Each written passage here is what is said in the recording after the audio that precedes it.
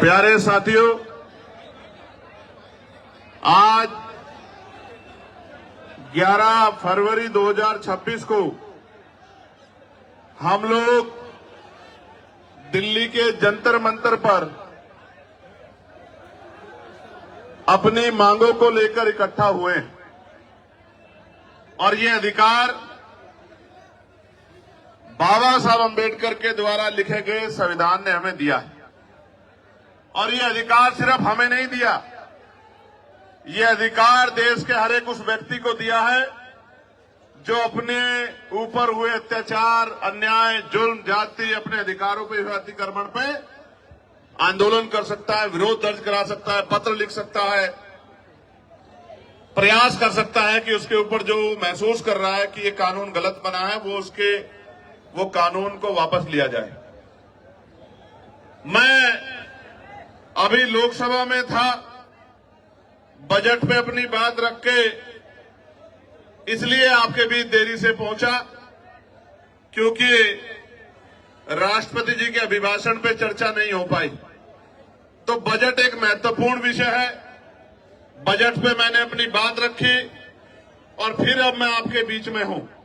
प्यारे साथियों, मैं अपनी बात को शुरू करते हुए बहुजन समाज में जन्मे सभी संतों, गुरुओं और महान पुरुषों को नमन करता हूं।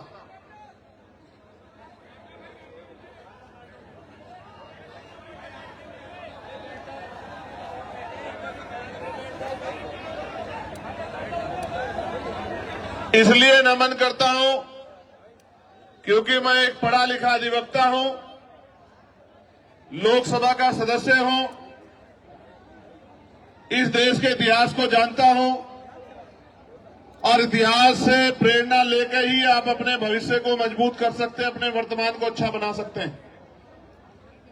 प्यारे साथियों, मैं सबसे पहले दिल्ली की पूरी टीम का बहुत बहुत धन्यवाद करूंगा कि उन्होंने इस महत्वपूर्ण विषय की गंभीरता को समझा और खुद से आगे बढ़कर निर्णय लिया कि हम यूजीसी के समर्थन में एक आंदोलन बुलाकर देश भर में ये संदेश देने का काम करेंगे कि हम सीना तान के कमजोर वर्गों के साथ खड़े हैं और हम अपने बच्चों की आने वाली जो है हमारी पीढ़ियां हैं उनके ऊपर किसी भी तरह का हमला बर्दाश्त नहीं करें।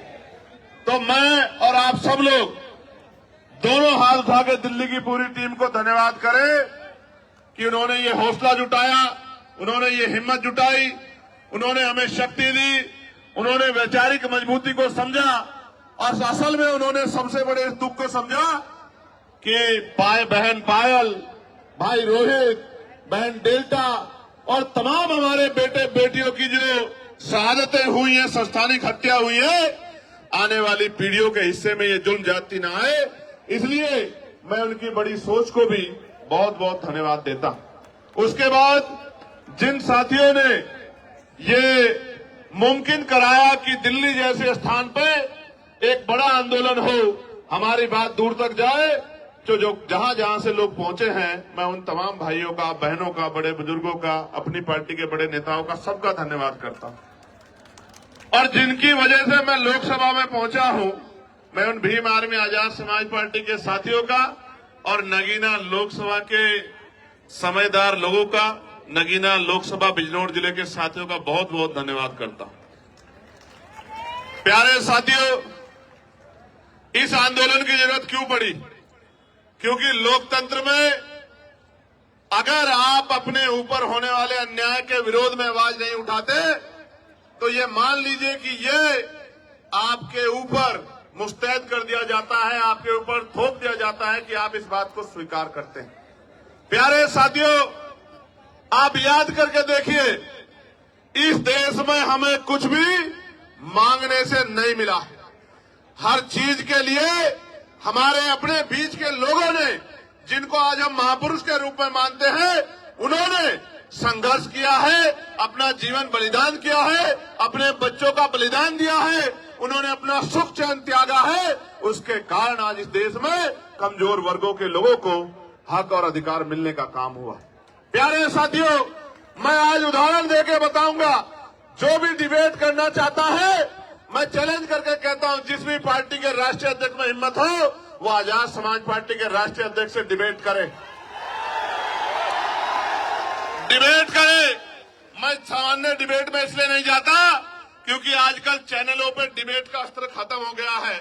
अपने स्वाभिमान सम्मान की रक्षा स्वयं करनी है, वहां कोई भी आके बैठ जाता है और कुछ भी कहने लग जाता है। हम इतने लोगों का प्रतिनिधित्व करते हैं, इसलिए हमारी जिम्मेदारी है कि हम अपने सम्मान की रक्षा भी स्वयं करें। इसलिए मैं चैलेंज करता हूं कि जिनका भी प्रतिनिधित्व लोकसभा में है, उस पार्टी का कोई भी राष्ट्रीय अध्यक्ष यूजीसी के विषय पे हमसे डिबेट करे और जो कमजोर वर्गों के विषय उन पर डिबेट करे, मुसलमानों के विषय पे डिबेट करे, ईसाइयों के विषय पे डिबेट करे, सिखों के विषय पे डिबेट करे, बौद्धिस्टों के विषय पे डिबेट करे, कर्मचारियों के विषय पे डिबेट करे, किसानों के विषय पे डिबेट करे, दलितों पिछड़ों के हक अधिकारों के विषय पे डिबेट करे, तो हम उनको जवाब देके बताएंगे कि हम जमीन से आए हैं, किसी नेता के पोते बेटे पोती बेटी नहीं है। हमें जमीन का पता है कि आज हालात क्या हैं और लंबे समय से हालात क्या थे। प्यारे साथियों, बड़े गौर से सुनो। नारे तो आप लगा रहे हैं तो बहुत दिनों से, लेकिन खाली नारे से बात नहीं आगे बढ़ेगी। प्यारे साथियों, मैं जानता हूं शिक्षा के दरवाजे किसी और ने नहीं खोले। अगर राष्ट्रपिता ज्योतिबा फूले प्रयास नहीं करते तो आज हमारे तन पे ये कपड़े नहीं आते।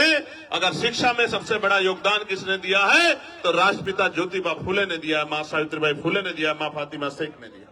प्यारे साथियों, इस देश में जिस आरक्षण को रोज बुरा भला कहा जाता है, हालांकि किसी की हैसियत नहीं है बुरा भला कहने की, क्योंकि जब आप ये कहते हैं, जब आप एक उंगली किसी की तरफ उठाते तो 4 उंगली आपकी तरफ भी जाती है, 3 उंगली एक अंगूठे का रुख भी आपकी तरफ होता है, जो आपको ये बताता है कि एक बार अपने गिरबान में भी झांकिए।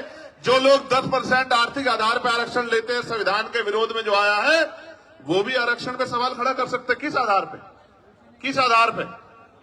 जो लोग सदियों से आरक्षण का लाभ लेते आ रहे हैं, तमाम संस्थानों पे काबिज हैं, जिन्होंने कमजोर वर्गों के लोगों को उनकी दुख तकलीफों के बाद, उनके भूखे पेट के बाद, जब उनकी बच्चों को तन ढकने का अधिकार नहीं था, जिन्होंने उनके आंसुओं के बाद भी, जिनके मुंह से एक शब्द भी हाय का भी नहीं निकला कि इनके साथ गलत हो रहा, वो हमसे सवाल कर रहे हैं। नहीं, आपको कोई अधिकार नहीं सवाल करने का। अगर सवाल करना चाहते हैं तो अपने अंदर पैदा करिए कि आपके अंदर न्याय की क्षमता है, आप न्याय प्रिय हैं, पहले साबित करिए, फिर आके सवाल कीजिए, हम आपके सारे सवालों का जवाब देंगे। प्यारे साथियों, आरक्षण क्या जाति के आधार पर मिलता है? आरक्षण क्षेत्र के आधार पर भी मिलता है। आप जाके देखो, जम्मू कश्मीर में आरक्षण क्षेत्र के आधार पर मिलता है। आप जाके देखो हिमाचल में आरक्षण क्षेत्र के आधार पर मिलता है। आप जाके देखो उत्तराखंड में आरक्षण क्षेत्र के आधार पर मिलता है। कौन कहता है जाति के आधार पर मिलता है? आरक्षण उनको मिलता है जो पीछे रह गए हैं, जिनका प्रतिनिधित्व कम है। और इस देश का मैं गारंटी से कहता हूं, कास्ट सेंसस करा के आप लोग डेटा उठा के लाइए, आइए डिबेट कीजिए और बताइए आपकी संख्या कम है। मैं गारंटी देता हूं, मैं चंद्रशेखर आजाद जो लोकसभा का सदस्य है और आजाद समाज पार्टी भीमान में कार्यकर्ता, में वचन दे कहता हूं, अगर किसी विभाग में आपका आरक्षण कम हुआ, चाहे वो विधानसभा हो या लोकसभा हो या कोई भी विभाग हो, अगर आपका आरक्षण, आपका प्रतिनिधित्व कम हुआ, मैं वचन देकर कहता हूं कि दलित पिछड़ों की लड़ाई को पीछे छोड़ के पहले आपकी लड़ाई लड़ने का काम करेंगे। इस बात का मैं आपको विश्वास दिलाता हूं। मैं संविधान को मानने वाला व्यक्ति हूं, न्याय प्रिय व्यक्ति हूं, इसलिए आपसे कह रहा हूं। तो मगर सच का सामना तो करना ही पड़ेगा। इस देश में अगर आरक्षण आया सबसे पहले तो 1902 में आया, जिसको छत्रपति साहू जी महाराज ने लागू किया, किसी और ने लागू नहीं किया। कुर्मी वंश के छत्रपति साहू जी महाराज ने लागू किया। उससे पहले तमाम न्याय प्रिय लोगों पे था अवसर, उन्होंने लागू नहीं।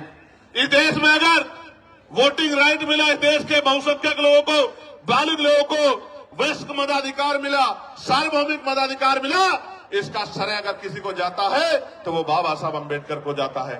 आपको इतिहास पढ़ना चाहिए। 1919 से पहले इस देश में बहुत कम % लोग वोट करते थे। मॉन्टेगो चेमफोर्ड सुधार समिति बनी और सुधार समिति ने नए पैमाने तय किए कि वोट देने का अधिकार उनको मिले जो जमींदार हैं, जो भूमि जिनके पास बड़ी संख्या में है, जो लगान देते हैं, जो टैक्स देते हैं, जो बहुत पढ़े लिखे हैं, जो पूंजीपति हैं, जिन पे व्यापार है।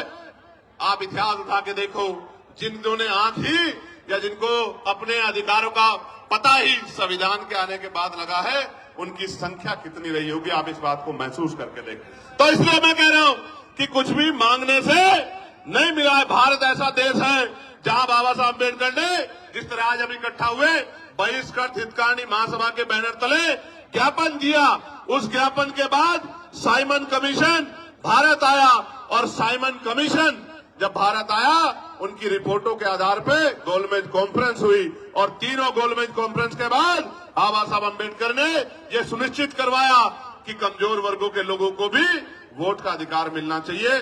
तब इस देश में, और आपको जान के खुशी होगी कि न्यायप्रिय चरित्र किसे कहते हैं, कि भारत पहला ऐसा देश है कि संविधान के लागू होने के साथ देश की महिलाओं को और गरीब और अमीर तमाम तबकों के लोगों को वोटिंग राइट मिलने का काम हुआ। ये काम अमेरिका नहीं कर पाया, ये काम जर्मनी नहीं कर पाया, ये काम यूरोपियन कंट्री नहीं कर पाई, ये काम इंग्लैंड नहीं कर पाया।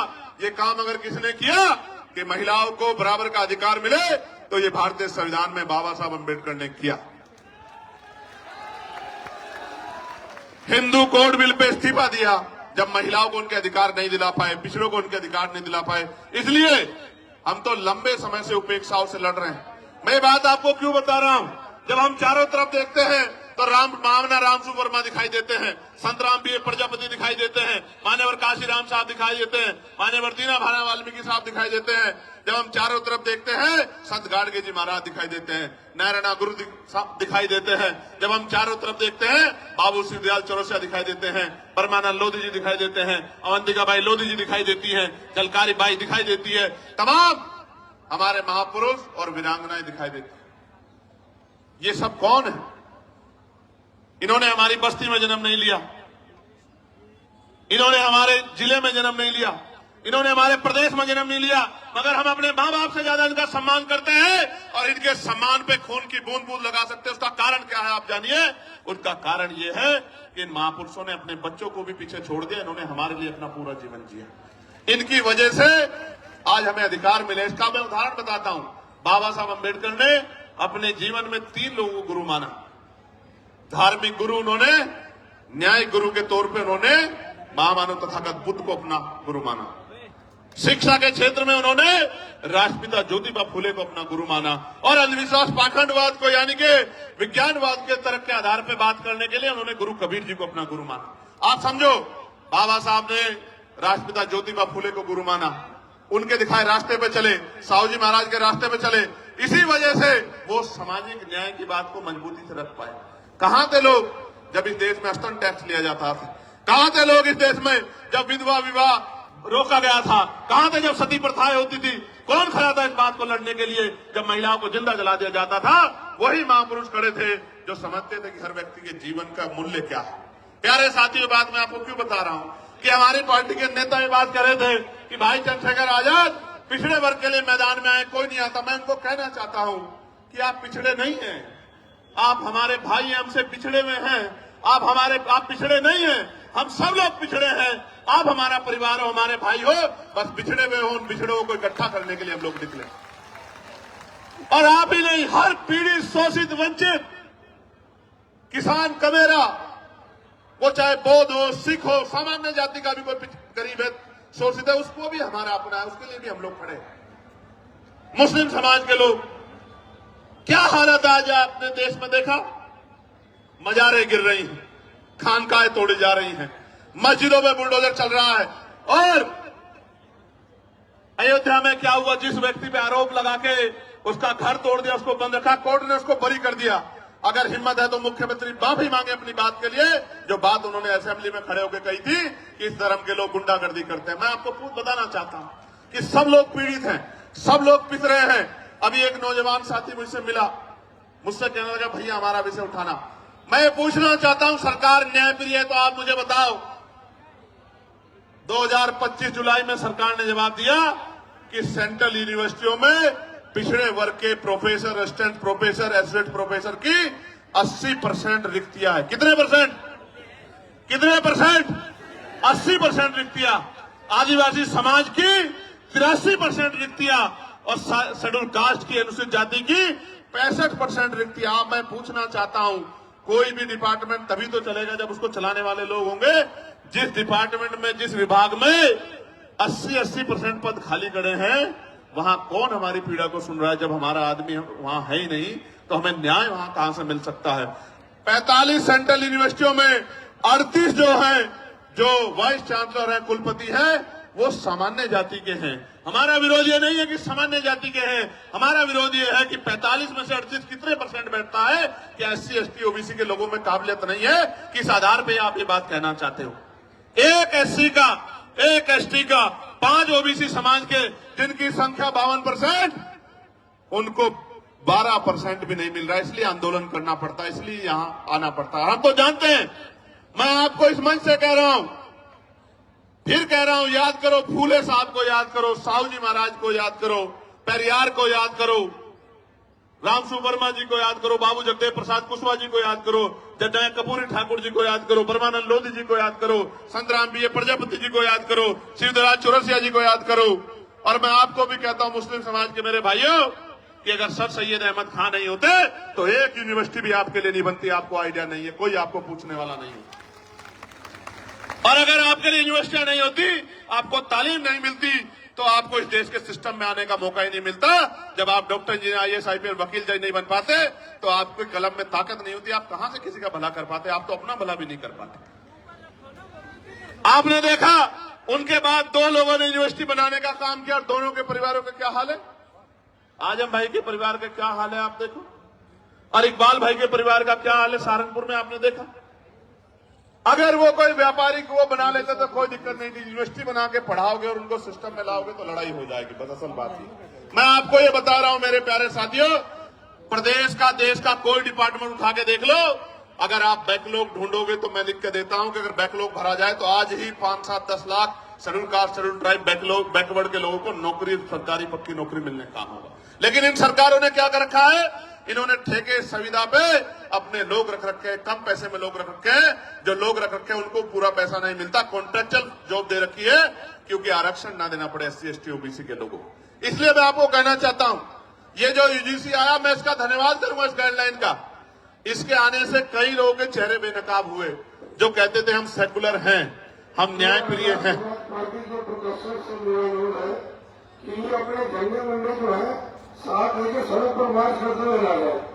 ये जो सम्मानित व्यक्ति बोल रहे हैं, मैं इनसे आग्रह करूंगा, जो एडमिनिस्ट्रेशन के लोग यहाँ हैं, मैं उनसे आग्रह करूंगा कि हमारे जो सीनियर लोग हैं, एक बार उनसे बात कर लें।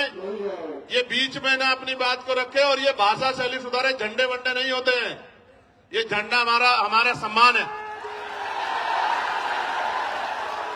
और इस बार अगर ये भाषा शैली नहीं सुधारेंगे तो फिर ये आंदोलन आज ही नहीं, अब आगे कल के लिए भी कह दूंगा और लोगों को अपील कर दूंगा, फिर देख लेना संभाल नहीं पाओगे इस तरह करोगे तो।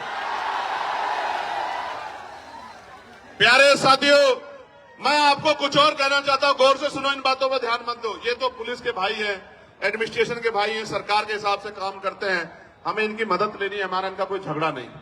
आप गौर से सुनो मेरी बात को। कई लोगों के चेहरे बेनकाब हुए, कई पार्टियों के चेहरे बेनकाब हुए, कई नेताओं के चेहरे बेनकाब हुए, कई सामाजिक संगठनों के चेहरे बेनकाब हुए, और सबसे ज्यादा बेनकाब अगर कोई नारा हुआ है तो वो नारा है जो नारा लग रहा था कि जात पात की करो विदाई, हिंदू हिंदू भाई भाई। वो नारा भी बेनकाब हो गया, वो नारा झूठा था। अगर वो नारा सच्चा होता तो मैं पूछना चाहता हूं कि जब मंडल कमीशन की बात आती है, जब SC ST आयोग की बात आती है, SC ST एक्ट की बात आती है, जब UGC की नई गाइडलाइन की बात आती है, तो आप आंदोलन क्यों करते हो हमारे खिलाफ? क्यों हमारे खिलाफ आंदोलन करते हो? क्यों आप हमारे खिलाफ आंदोलन करके सड़कें जाम करने का काम करते हो? क्यों आप आंदोलन करके, जो कहते थे कि प्रधानमंत्री हिंदू हृदय सम्राट है, उन्हीं प्रधानमंत्री को बताओ कहा गया, नहीं कहा गया, कैसे कैसे शब्दों से नवाजा गया। तो जिस प्रधानमंत्री के राज में आपको EWS मिला, उन्हीं प्रधानमंत्री को जब एक आपको काल्पनिक ऐसा लगा कि भाई हमारे बच्चों के ऊपर जो है जांच बैठ सकती है, उनपे जो है उनपे मुकदमा दर्ज हो सकता है, सिर्फ काल्पनिक, कोई मामला सामने नहीं आया।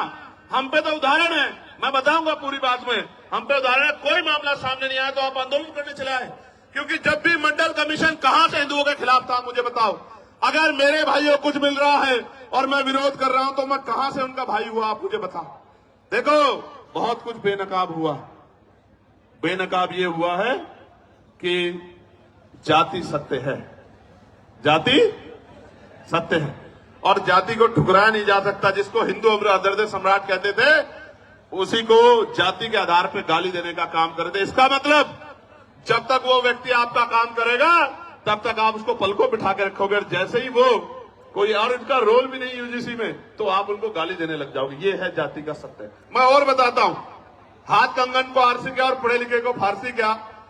कल ही एक मामला हुआ एक बैंक में, 2 बेटियां थी। वो एक बेटी कहती है कि मैं ठाकुर और दूसरी बेटी वो ब्राह्मण समाज की है।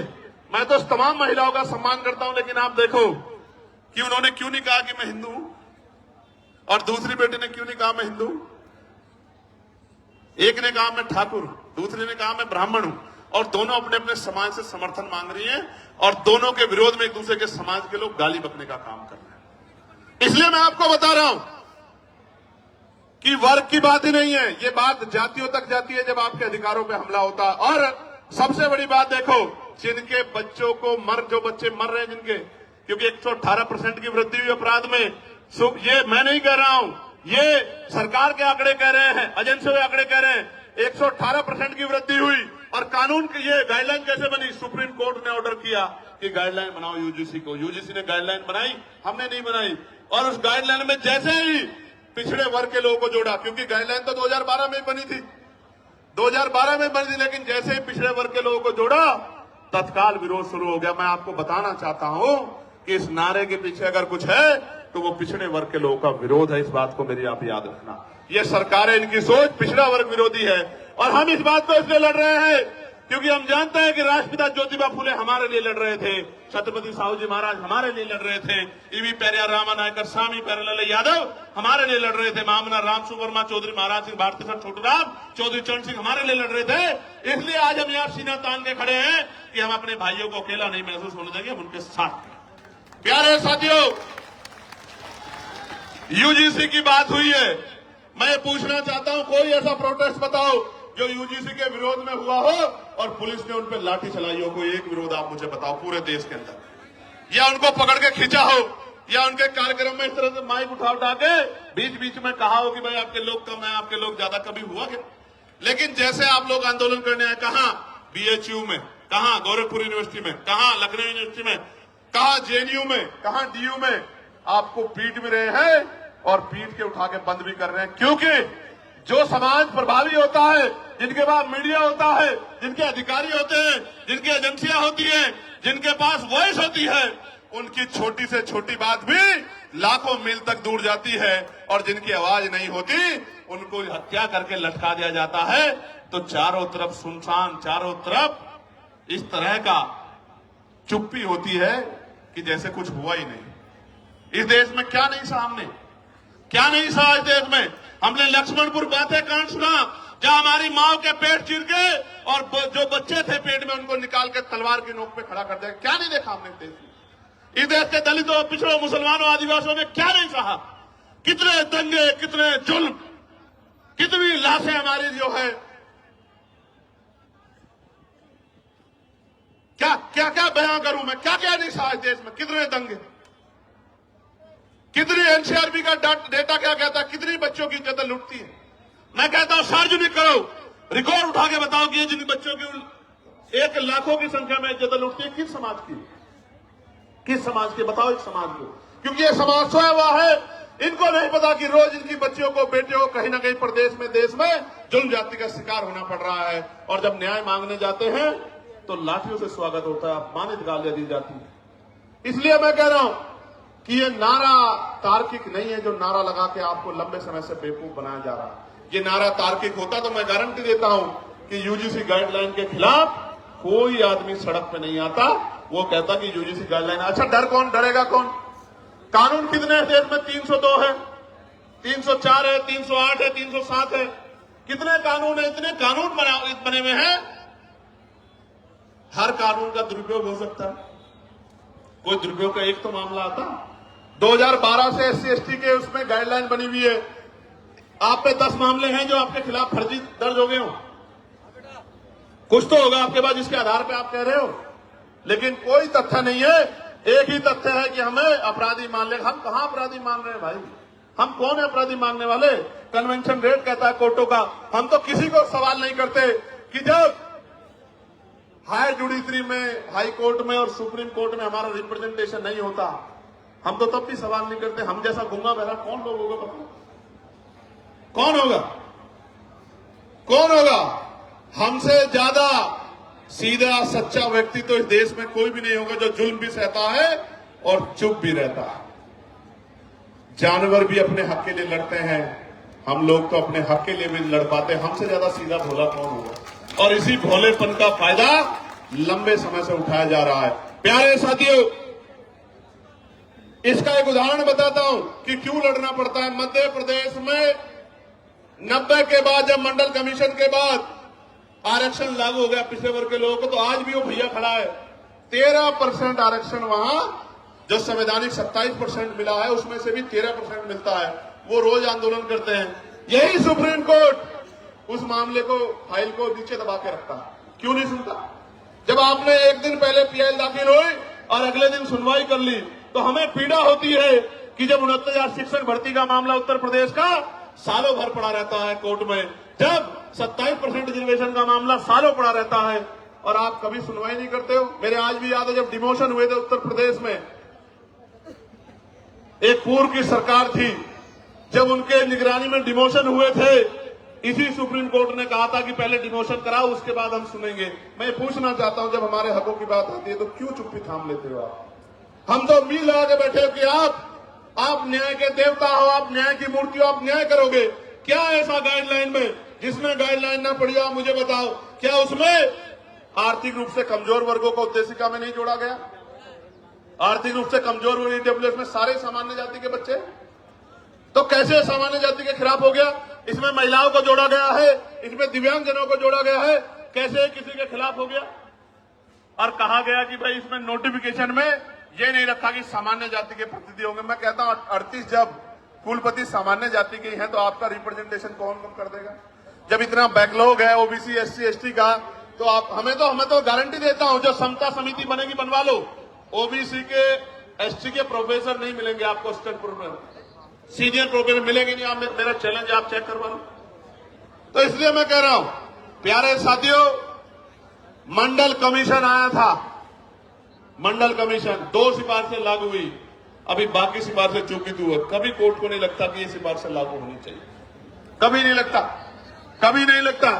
और निजी क्षेत्रों में हम लोग पार्लियामेंट में बिल लेके आए, प्राइवेट मेंबर बिल, की निजी क्षेत्रों में एससी, एसटी, ओबीसी के लोगों को आरक्षण मिलना चाहिए। क्यों मिलना चाहिए भी सुनो। निजी क्षेत्र बनता कैसे है?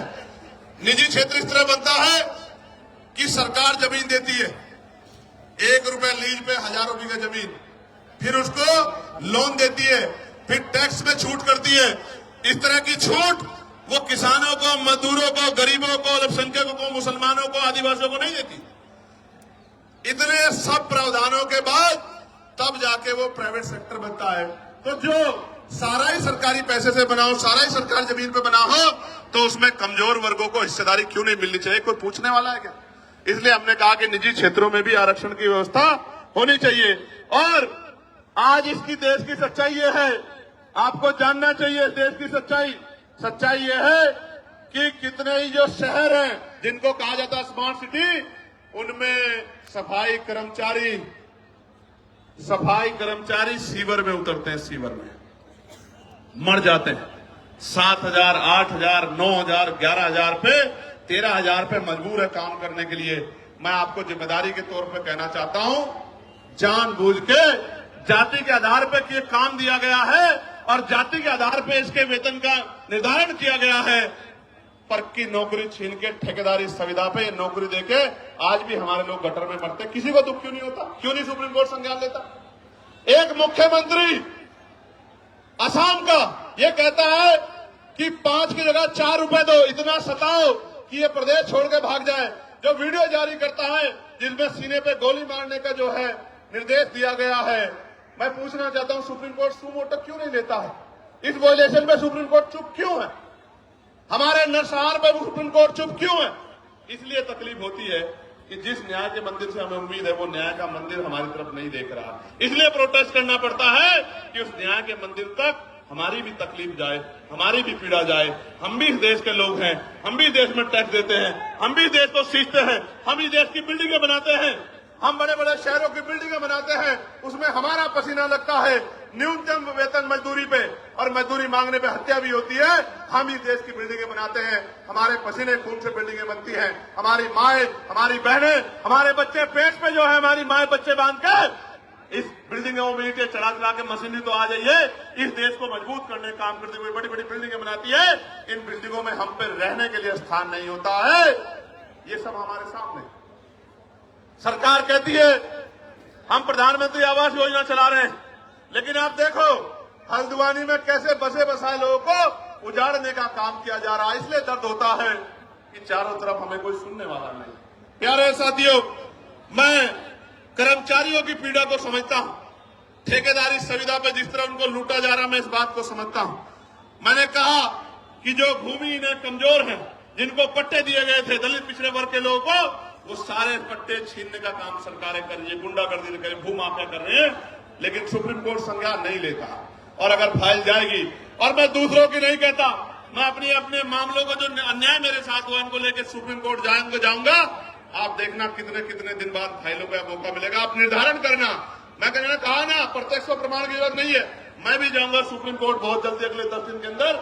मैं देखूंगा कि हम कमजोरों की पीड़ा को भी इस तरह सुना जाता है क्या, जब सरकार हम पे जुल्म करती है, जब सरकार हम पे अन्याय करती है, निर्दोष होते हमें जेल भेजने का काम करती है, हम पे रासुका लगाती है, हमारे बच्चों को पीटने का काम करती है, हमारी हड्डियां तोड़ने का काम करती है, हमें करंट लगाने का काम करती है, तो ये सुप्रीम कोर्ट हमारी पीड़ा को भी सुनता नहीं सुनता। मैं जाऊंगा। प्यारे साथियों, आज इस देश में शिक्षा बाजार बन गई है, शिक्षा बाजार बन गई है। गरीब आदमी अपने बच्चों को अच्छी पढ़ाई नहीं दिला सकता, कोई पूछने वाला नहीं है। बच्चे पढ़ेंगे नहीं तो आगे कैसे जाएंगे, और जो चला जाता है वो हिंसा का शिकार हो जाता है, जातीय भेदभाव का शिकार हो जाता है। मैं दूर नहीं जाता, कहते हैं ना कि भाई उदाहरण की जरूरत पड़ती है। मीडिया के साथी यहां हैं। वर्ष 2012 में वर्धमान जो अब सफदरजंग है, महावीर मेडिकल कॉलेज में SC/ST समुदाय के MBBS कर रहे छात्रों को फिजियोलॉजी के लिखित टेस्ट में जाति देखकर जानबूझ के फेल किया गया। आरोप लगे, जांच हुई, और आपको जान के अचरज होगा, छात्रों की शिकायत पे जब दर्ज हुई, सरकार ने कमेटी बनाई जिसका नाम था मुंगेकर कमेटी। मुंगेकर कमेटी की जांच में पता लगा कि SC/ST के बच्चे के पेपर पे अंकित जाति देख के चुन चुन के फेल किया गया। तो हमारे मन में सवाल क्यों ना पैदा हो कि हमारे साथ कास्ट बेस्ड डिस्क्रिमिनेशन होता है। और ऐसा ही नहीं, कमेटी की रिपोर्ट पे कोर्ट ने उन छात्रों को मात्र पास ही नहीं किया, दोषियों के खिलाफ 10-10 लाख रुपए का मुआवजा देने के लिए आदेश दिए, दोषियों पे कार्रवाई की। मैं इसलिए आपसे कह रहा हूं कि होता है डिस्क्रिमिनेशन, कास्ट बेस्ड डिस्क्रिमिनेशन होता है, इसीलिए तो हम कह रहे हैं। और हमने थोड़ा ही गाइडलाइन बनाई, हमारी पीड़ा को आपने काफला, सुप्रीम कोर्ट के आदेश को आपने सुन के गाइडलाइन बनाई। मैं धन्यवाद करूंगा कि उन गाइडलाइनों को हमारे पढ़े लिखे लोगों ने पढ़ा। भाई देखो, दो तरह का समाज है अभी। एक वो जो हाशिए पे गांव में रहता है, लेकिन वो मेहनत मजदूरी करके उनके पिताजी भी अपने बच्चे को यूनिवर्सिटी भेजने का काम कर रहे हैं। यूनिवर्सिटी क्यों भेज रहे हैं कि मेरी गरीबी, बेबसी, लाचारी, परेशानी, बीमारी, तकलीफों को ये मेरा बेटा पढ़ लिख के doctor, engineer, IAS, IPS professor बन के 2 रुपए कमा के सम्मान का जीवन खुद भी जिएगा, मेरी तकलीफों को भी दूर करेगा, मेरे दरिद्र को भी काटेगा। वो बच्चा पढ़ने आता है लेकिन वो उत्पीड़न का शिकार हो जाता है। और ये मैं नहीं कह रहा हूं, ये एजेंसियों की रिपोर्ट कह रही है, इसलिए इस आधार पर गाइडलाइन बनी है। प्यारे साथियों, बातें तो बहुत है कहने को, लेकिन मैं ये कह रहा हूं, ये सच है कि जहां आपकी आवाज नहीं होगी वहां सुनवाई नहीं होगी। इसलिए आपको अपनी आवाज को मजबूत करना पड़ेगा। आज इस आंदोलन का पहला चरण है, आज यहां है, कल राष्ट्रीय अध्यक्ष भीम आर्मी के नेतृत्व में भोपाल में होगा। 9 तारीख को राजस्थान में हुआ था। हम लोग इतनी चैन से नहीं बैठने वाले हैं। हमें जब मुझसे कोई पूछता है कि चंद्रशेखर भाई कैसे आए जीत के, तो मैं कहता हूं मैं नहीं आया, मेरे लोगों ने मुझे चुन के भेजा है, क्योंकि आज उनकी आवाज को उठाने वाला कोई भी नहीं है। आज उनके दर्द पे, उनकी दर्द पीड़ा पे बोलने वाला कोई नहीं है। मेरी क्या औकात थी कि मैं आ जाता लोकसभा में, मेरे लोगों ने वोट और नोट देके मुझे चुन के भेजा है। मेरी जिम्मेदारी बैठती है कि अगर उनकी तरफ आंच आए, उनकी तरफ उंगली उठे, तो मैं भी बोलूं और अपने साथ के जागरूक लोगों को भी बोलने के लिए तैयार करूं। इसलिए आज ये आंदोलन हो रहा है। प्यारे साथियों, इस देश में संविधान है, आर्टिकल 25-26 है, धार्मिक आजादी है। मैंने आज ही पार्लियामेंट में पूछा कि आप ये बताओ, तमाम त्योहारों पे आप व्यवस्था करते हो, लेकिन भगवान बुद्ध की जयंती पे, संत कबीर जी की जयंती पे, गुरु रविदास जी की जयंती पे, पेरियार जी की जयंती पे, फूले जी की जयंती पे, साहू जी की जयंती पे, तमाम जो हमारे महापुरुष हुए हैं, मुस्लिम समाज में भी हुए, सिख समाज में भी हुए, जैन समाज में भी हुए, बौद्ध समाज में भी हुए, उनकी जयंतियों के अवसर पे, उनके धार्मिक आयोजनों पे आप बजट क्यों नहीं देते हो? बताओ। आप ईद पे क्या बजट खर्च करते हो? आप मुहर्रम पे क्या बजट खर्च करते हो? आप शबे बारात पे क्या बजट खर्च करते हो? क्या इस देश के धन पे कुछ ही लोगों का अधिकार है? फिर ये देश, ये सरकार सबका साथ सबका विकास के झूठे के नारे के साथ क्यों खड़ी है? ये कहे कि धन तुम्हारा और अधिकार हमारा, धन तुम्हारा अधिकार हमारा, हम अपने लोगों को देंगे, ये सच बताने का काम करें। हम जानते हैं सच क्या है।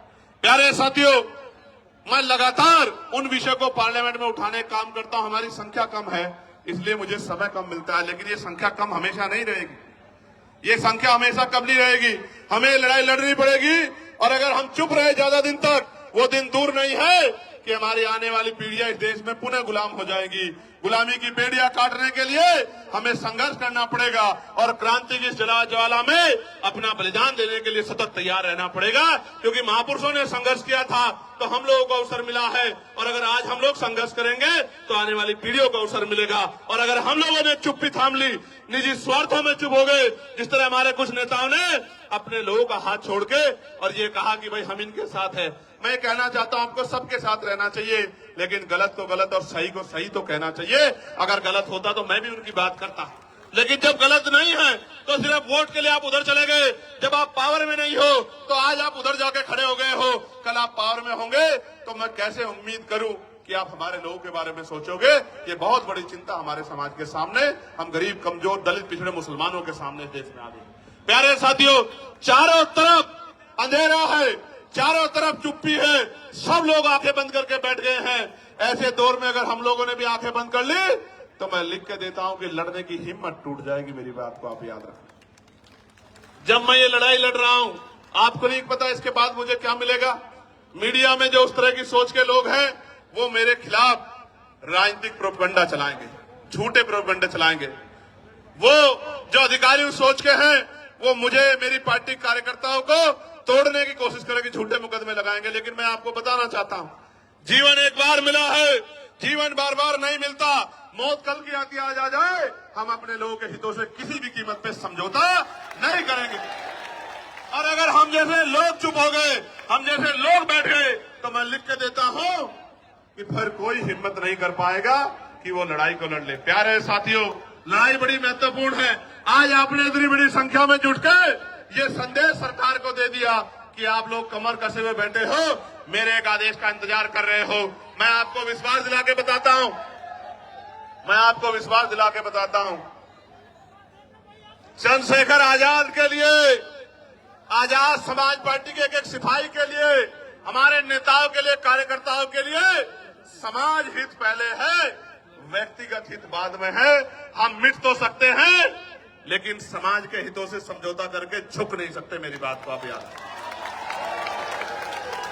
मैं अकेला व्यक्ति था, भंते जी यहां बैठे हैं, मैं अकेला व्यक्ति था जिसने बीटी एक्ट के खिलाफ आवाज उठाई कि बीटी एक्ट 1949 खत्म किया जाए, क्योंकि उसमें बौद्धिस्ट समाज के लोगों के साथ अन्याय हो रहा। प्यारे साथियों, ये बातें मैं आपको इसलिए बता रहा हूं कि आपको जागरूक होना पड़ेगा। यहां तो बहुत सारे ऐसे लोग हैं जो बिल्कुल अपने से दिखाई देते हैं, ऐसा ही पढ़ना पहनते हैं, लेकिन अपने नहीं हैं।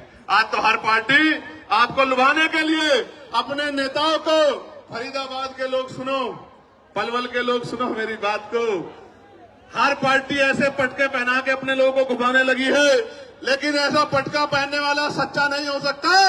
बाबा साहब अम्बेडकर को और बहुजन महापुरुषों की विचारधारा पे चलने वाला व्यक्ति सच्चा हो सकता है। नीला पटका तो बाजार की हर दुकान पर मिल जाएगा, कोई भी पहन घूम जाएगा। कोई पार्टी बताओ, आप औरों को छोड़ो, भारतीय जनता पार्टी को देखो, जिन आरएसएस के लोगों ने जीते जी बाबा साहब की शव यात्रा निकाली, वही आरएसएस के बीजेपी के लोग सबसे बड़ा फोटो बाबा साहब का लगाते हैं नहीं लगाते हैं? तो अगर बाबा साहब की फोटो लगाने वाला सच्चा है, नीला पटका पहनने वाला, मात्र नीला पटका पहनने वाला सच्चा है, तो हर वो व्यक्ति सच्चा है जो वोट के लिए आपको जय भीम कर रहा है या नमस्कार कर रहा है। मैं आपको कहना चाहता हूं मेरे लोगों, ये वोट का अधिकार नहीं होता, ये वोट का अधिकार नहीं होता तो ये अमीर लोग आपकी बस्तियों में नहीं आते मेरे लोगों। ये वोट का अधिकार नहीं होता तो ये अमीर लोग आपकी गलियों में नहीं आते, आपके घरों में नहीं जाते। और आप देखो किस तरह की व्यवस्था है कि आज भी अगर भेदभाव नहीं है तो बहुत सारे नेता जाके कमजोर वर्गों के घरों में खाना खाने का नाटक क्यों करते हैं भाई? खाना खाने का नाटक क्यों करते हैं? इसलिए करते हैं कि वो एहसास कराना चाहते हैं कि हम बदल रहे हैं। आप बदलते तो हमारे खिलाफ विरोध क्यों करते? क्यों विरोध करते हमारे खिलाफ? हमारे बच्चों की जान जा रही है, आप पे एक मामला नहीं है। मैं चैलेंज करता हूं, अगर झूठे मुकदमे दर्ज करने की बात आप कर रहे हैं तो 12 से गाइडलाइन बनी है, 26 हो गया है। आप 100 मामले उठा के लेके आओ, हम लोग चर्चा करेंगे, आपकी बात को सुनेंगे। लेकिन मैं मानता कि अगर आपने यूनिवर्सिटी में बैठे अध्यापकों ने, प्रोफेसरों ने, यूनिवर्सिटी में पढ़ने वाले उन बच्चों ने जो आज डर रहे हैं, अगर आगे बढ़ के उन्होंने कहा होता कि डिस्क्रिमिनेशन हो रहा है, कानून बनाओ, तो मैं स्वागत करता कि आपका चरित्र न्याय कीजिए। प्यारे साथियों, मैंने पहले भी कहा, वही डरेगा जो अपराध करेगा। जो अपराध नहीं करेगा वो क्यों डरेगा? मैंने कहा कि जो अपराध नहीं करना चाहते वो बच्चे पढ़ रहे हैं, क्योंकि इस देश के मीडिया के चैनलों में हमने सुना जब किसान आया था तो किसान नहीं आया था, खालिस्तानी आए थे, खालिस्तानी। जब एनआरसी का आंदोलन चल रहा था तो मुसलमान नहीं लड़ रहा था, जैन सिंह बोध नहीं लड़ रहा था, पता नहीं क्या क्या नाम दिए गए थे। जब अपने हकों के लिए दलित पिछड़े आते हैं, आदिवासी आते तो नक्सली कहा जाता है। इसलिए मैं इस टीवी को सुन के ही समझ आता है कि जो अभी कुछ दिन पहले आंदोलन कर रहे थे वो आंदोलनकारी नहीं थे, वो आंदोलनकारी नहीं थे, क्योंकि जो जिनको पढ़ना है वो तो पढ़ रहे हैं। मैंने तो अपने बच्चों से कहा कि आप मत जाओ कहीं भी, आजाद समाज पार्टी है, भीम आर्मी है, हमारा लीगल सेल है, आर्य जी है, रजनीश जी है, हम लोग लड़ेंगे ना भाई। जिनको हम लोग वोट देते हैं उनकी क्या जिम्मेदारी है कि वोट लेके हमसे मुंह फेर लें? फिर हमारे लिए लड़ने की जिम्मेदारी किसकी है? आंदोलन करने की जिम्मेदारी किसकी है? सरकार से सवाल पूछने की जिम्मेदारी किसकी है? विरोध प्रदर्शन करने की जिम्मेदारी किसकी है? और अगर ये काम नहीं कर रहे हैं तो वो हमारे नेता नहीं हो सकते हैं। अगर अपने हमारे बच्चों को लड़ने के लिए आना पड़ा तो हमारे नेताओं को शर्म आनी चाहिए। तो इसलिए मैं उन बच्चों को विश्वास दिलाने के लिए जो पढ़ रहे हैं जेएनयू में, डीयू में, जो पढ़ रहे हैं पटना यूनिवर्सिटी में, जो पढ़ रहे हैं लखनऊ यूनिवर्सिटी में, प्रयागराज यूनिवर्सिटी में, बीएच यूनिवर्सिटी में, उत्तराखंड, उन सब बच्चों को ये बताने के लिए आया हूं कि हमारे लिए राजनीति बाद में, समाज हित पहले, अपने बच्चों का भविष्य पहले। हम अपने बच्चों को विश्वविद्यालय में मरने नहीं देंगे, इसलिए हम लोग आज मैदान में जंतर मंतर पे खड़े। प्यारे साथियों, मुझे साथियों ने आते बताया कि कुछ लोग उल्टे सीधे सवाल पूछ रहे हैं। मैं आपको कहना चाहता हूं, इन उल्टे सीधे सवालों से देखो, अपने ही 4 आदमी वो लेके आएंगे और अपना एक कैमरा और वो लेके आएंगे और उनके आगे कर देंगे और उनसे उल्टे सीधे सवाल पूछेंगे, वो उल्टे सीधे जवाब देंगे। इन बातों से अब हम लोग समाज, सोशल मीडिया समझदार हो गए। अब ये बातें चलने वाली नहीं, अब ये बातें किसी मोर्चे पे चलने वाली नहीं है। मैं ताजा उदाहरण बताता हूं आपको, मैं कहना नहीं चाहता था मगर बताता हूं, पता लगना चाहिए आप लोगों को। मैं पिछले 20-25 दिन से सहारनपुर नहीं गया क्योंकि लगातार मैं अपने लोकसभा क्षेत्र के मुद्दों को उठाने के लिए पार्लियामेंट में कोशिश कर रहा हूं। और इस बीच में हमने रैलियां की, आगरा की रैली की, फिर हमने कन्नौज की रैली की, फिर हमने 8 तारीख को संत कबीरनगर की रैली की। तो एक घटना मेरे जिले में घटी जहां शोभा यात्रा निकालने के लिए परमिशन को लेकर विवाद हुआ। अब उन बच्चों से कहलवाया गया कि भाई चंद्रशेखर भाई ने मदद नहीं की। पहली बात तो बच्चे मुझे कभी मिले ही नहीं, ना मैं छुटमलपुर जाता हूं। मैं यहां से जाता हूं तो अपनी जिम्मेदारी अदा करने के लिए नगीना जाता हूं, नगीना से निकलता हूं तो देश भर में जाता हूं। मैं कभी आराम करने छुटमलपुर जाता नहीं, तो बच्चे मुझसे कभी मिले ही नहीं। वो मुझे कुछ बताते तो मैं उनके लिए लड़ता, हल करने के लिए कोशिश करता। हालांकि कोई ऐसा थोड़ा जो मेरी बात टाल दे वहां, आप समझ रहे हो भाई। राजनीतिक रूप से भले ही मैं वहां बहुत मजबूत नहीं, लेकिन सामाजिक रूप से इतना मजबूत हूं, मैंने इतना काम किया, किसी को भी कह दूंगा वो अपनी नाक नीची करके मेरी बात को मान लेगा, इतना दम मैं रखता हूं। लेकिन काम की बात जानो, वो बच्चे मेरे पास आए नहीं, मैं घर गया नहीं, लेकिन चलाया गया कि देखो चंद्रशेखर भाई ने मदद नहीं की। भाई आप मुझे बताओ, मेरे पास कोई मामला नहीं आएगा, मैं कैसे मदद कर दूंगा, आप बताओ। लेकिन चलाया गया कि भाई चंद्रशेखर मदद नहीं कर रहे हैं, चंद्रशेखर तो भाई मुस्लिम भाइयों का मामला इसलिए मदद नहीं कर रहे हैं। मैं पूछना चाहता हूं, ये मुस्लिम कोई अलग थोड़े, ये भी तो हमारे ही हैं। इनको मैं अगर किसी बात को अपने 20 नेताओं को भेज देता तो सब लोग फूल करके स्वागत करते वहां, लेकिन मुझे पता ही लगा तो मैं क्या कर दूंगा।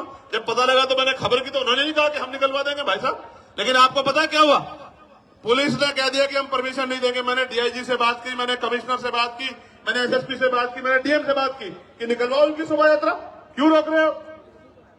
तो बोले साहब हम नहीं देंगे परमिशन। तो ये देखो, सरकार झगड़ा कराना चाहती है हमारे लोगों को, आपको समझना पड़ेगा। और मैं समझता हूं कि मेरी लड़ाई शोभा यात्रा तक सीमित नहीं है।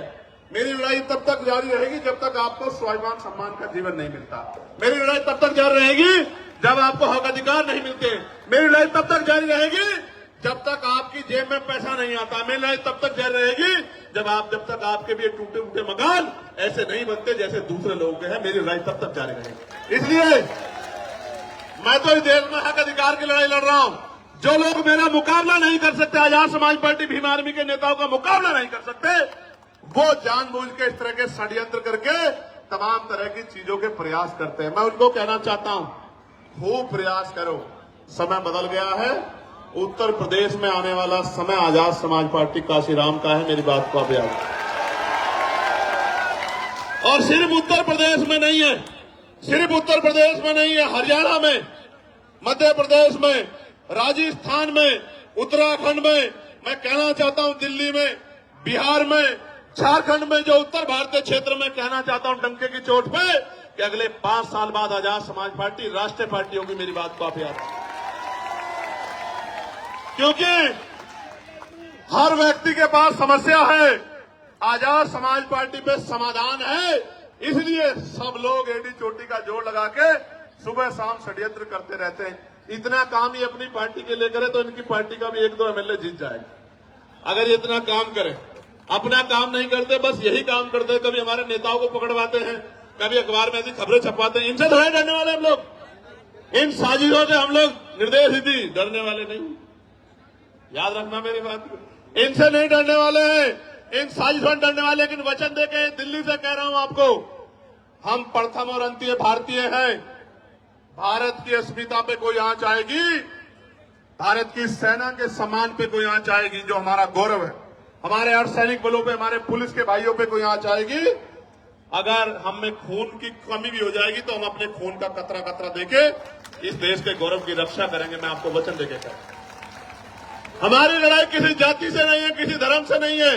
हमारी लड़ाई अधिकारों की है, हमारी लड़ाई सामाजिक न्याय की है, हमारी लड़ाई भाईचारा कैसे बनेगा। एक आदमी ताला लगा के बैठ गया, गरीबों को कुछ देना नहीं चाहता। ये लोधी जी खड़े हैं बुलंदशहर वाले, एक आदमी ताला लगा के बैठ गया, हापुड़ वाले भी, और वो देना नहीं चाहता, और हम लोग दरवाजा खटखटा रहे हैं कि हमारा हिस्सा में दे दो। कैसे जो है भाईचारा बन जाएगा? जब तक इस देश में धन धरती राजपाट नहीं बटेगा तब तक बात आगे नहीं बढ़ेगी। और मैं आपको कहना चाहता हूं, समय आ गया है, नौजवानों ने लड़ाई ली है। कहते हैं ना, संघर्षों के साए में घनघोर जवानी पलती है और इतिहास उधर झुक जाता है जिस ओर जवानी चलती है। जिस दिन से मुजफ्फरनगर की रैली हुई, आगरा की रैली हुई, हरदोई की रैली हुई, कन्नौज का ऐतिहासिक जो है महारेला हुआ, संत कबीर नगर की रैली हुई, 25 तारीख को जौनपुर में ऐलान होगा। उसके बाद जौनपुर में, और देखना, चैलेंज करके कह रहा हूं, गौर से सुनो, जौनपुर में ऐतिहासिक रेला होगा। जौनपुर के बाद 15 तारीख को बाराबंकी में ऐतिहासिक रेला होगा। उसके बाद 29 तारीख को मार्च में लखीमपुर खीरी में महारेला होगा। मेरी बात को आप यार डंके की चोट पे कह रहा हूं। और रंजन साहब, आप भी सुनो, आपने नहीं देखा होगा कि 2 दिन पहले ग्राउंड बदल दिया जाता है, 2 दिन पहले परमिशन नहीं देते हैं। जिस तरह के गुंडा तंत्र से हम लोग लड़ रहे हैं, कोई लड़ नहीं सकता। हमारी बड़ी बड़ी रैलियां होती है और मीडिया में 1 मिनट नहीं होती कि वो आजाद समाज पार्टी की न्यूज दिखा दे। लेकिन हम नाराज नहीं हैं, हम ये मानते हैं कि अभी हमारी शक्ति कम है, हम इसको बढ़ाएंगे। हम मजबूर करेंगे कि हर एक व्यक्ति की नजर हमारी तरफ जाए, हर एक व्यक्ति की नजर हमारी तरफ जाए, वो हमारे दर्द को महसूस करे, वो हमारे विषयों पर चर्चा करे। वरना एक ही समाज के लोग टीवी के पूरे पैनल में बैठ जाएंगे और एंकर भी उसी समाज से होगा। कैसे दलितों, पिछड़ों के, मुसलमानों के हालातों में चर्चा कर लोगे मेरे भाई? आप ही सोचो क्या हालात। प्यारे साथियों, गरीब का दर्द गरीब समझता है और मजलूम का दर्द मजलूम समझता है। कोई शोषक शोषितों का दर्द नहीं समझ सकता है। प्यारे साथियों, मैं आज इस मंच से नगीना के लोगों से माफी चाहता हूं, क्योंकि नगीना के लोगों की इच्छाएं बहुत हैं, लेकिन मैं मजबूर हूं कि नगीना से उत्तर प्रदेश फतेह नहीं हो सकता है। इसलिए मैं 1 साल का समय नगीना के लोगों से चाहता हूं। जब 27 का चुनाव खत्म हो जाएगा, मैं वचन दे कहता हूं, मैं नगीना को 1 मिनट के लिए नहीं छोड़ूंगा, आपके साथ रहूंगा 24 घंटे।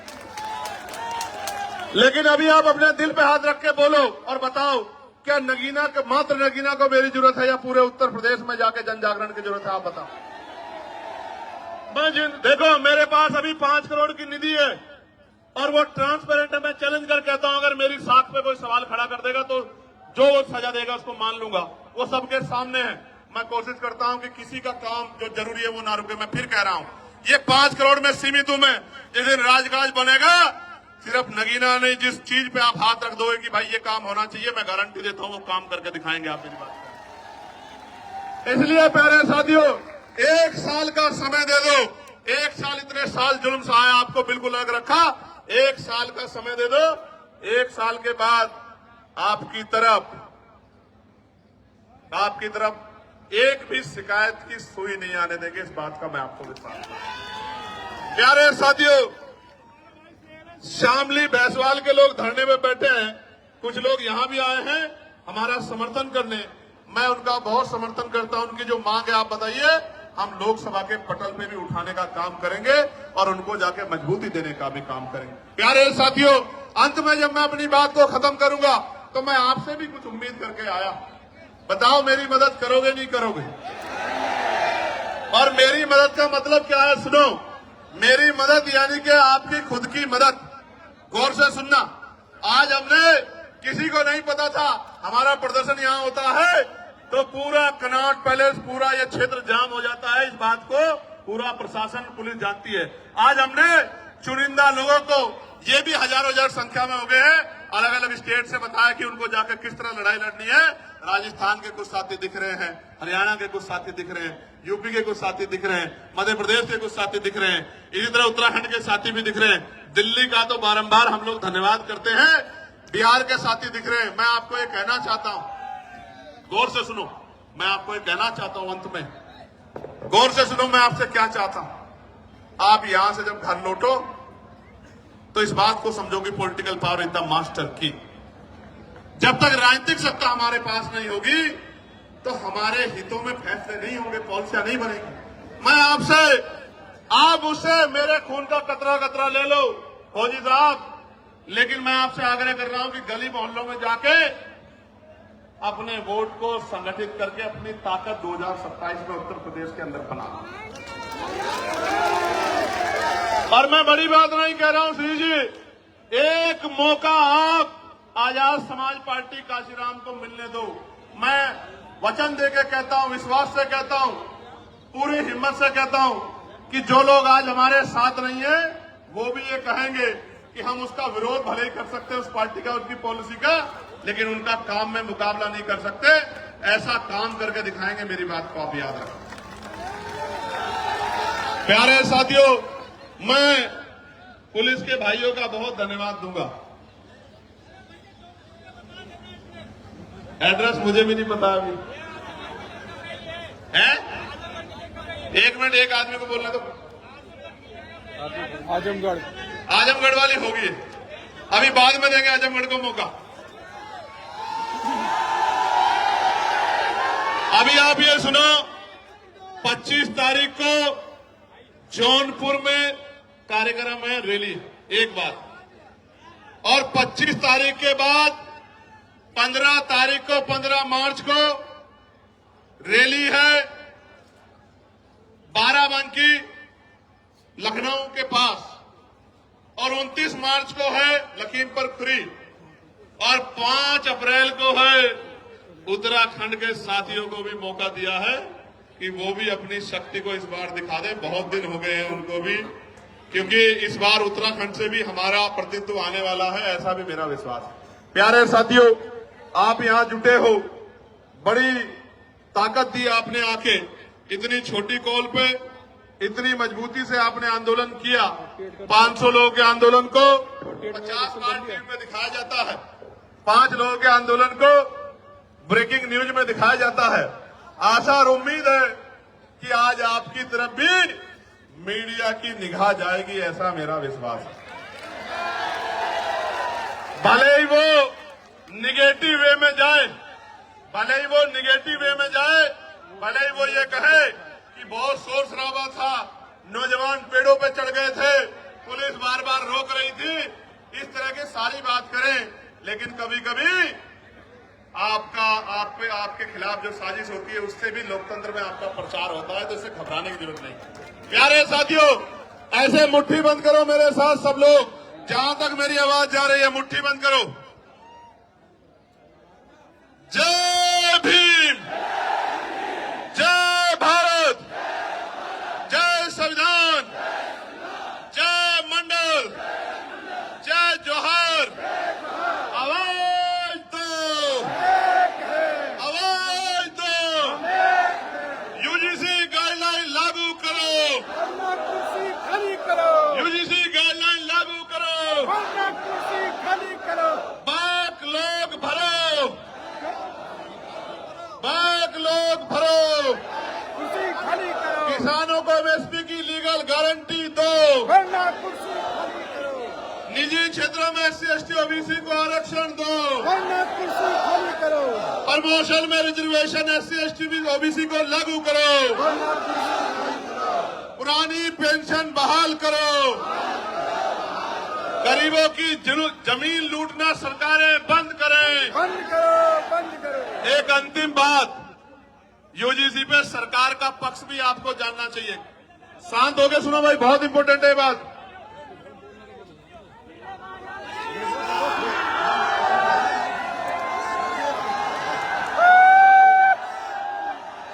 एक मिनट सुनो, अभी चर्चा करेंगे, खत्म कर रहे हैं। सुनो, इंपॉर्टेंट बात सुनो भाई, सुनो। आगे जो है, आगे सुनो जो खड़े। देखो, जब ये यूजीसी गाइडलाइन के खिलाफ कोर्ट में गए लोग, तो सरकार की जिम्मेदारी थी कि वो पैरवी करती। आप क्योंकि सुप्रीम कोर्ट की जो कार्रवाई है वो भी अब ऑनलाइन है, तो सॉलिसिटर जनरल जो है हमारे, उन्होंने एक शब्द नहीं कहा कि भाई ये होना चाहिए, इसमें कोई कमी नहीं है। अगर वो बोलते तो मानते सरकार इस पक्ष में थी। गौर से सुनो, क्योंकि जब किसानों के खिलाफ कानून बने और किसान आए कोर्ट में, तो सॉलिसिटर जनरल की खूबियां गिना रहे थे, 370 पे खूबियां गिना रहे थे, 3 तलाक पे खूबियां गिना रहे थे और तमाम कानूनों पे खूबियां गिना रहे थे। लेकिन यूजीसी की गाइडलाइन पे जब रोक लग रही थी, तो जेब में हाथ डाल के खड़े थे। मुझे बड़ी तकलीफ होती है कि जिनको हम रहनुमा समझते हैं वही हमें मारने के पीछे तले। और बाजों की तरफ मत देखो, कल ये विरोधी लोग कहेंगे कि ये बाज भी चंद्रशेखर ने पाल लिए हैं, ये बाज भी चंद्रशेखर जी की मदद करने के लिए पहुंच जाते। भाई मैंने किसी को नहीं कुछ भी कहा है, मैं तो प्यार बांटने के लिए निकला हूं, लोगों को जोड़ने निकला हूं। अगर इंसानों के साथ पक्षी भी जुड़ रहे हैं तो मैं क्या कर सकता हूं मेरे भाई को। प्यारे साथियों, मैं पुनः दिल्ली की पूरी टीम का बहुत बहुत धन्यवाद करता हूं, बहुत बहुत धन्यवाद करता हूं। भाई